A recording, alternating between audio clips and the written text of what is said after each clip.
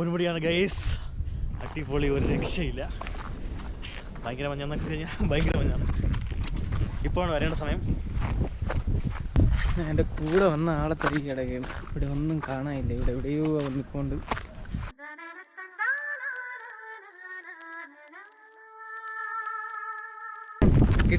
ആളെ കിട്ടി. പൊന്മുടി എങ്ങനെ ഉണ്ട്? അടിപൊളിയാണ് അളിയ, അടിപൊളിയാണ്. ഒരു രക്ഷയില്ലാത്ത മഞ്ഞാണ്.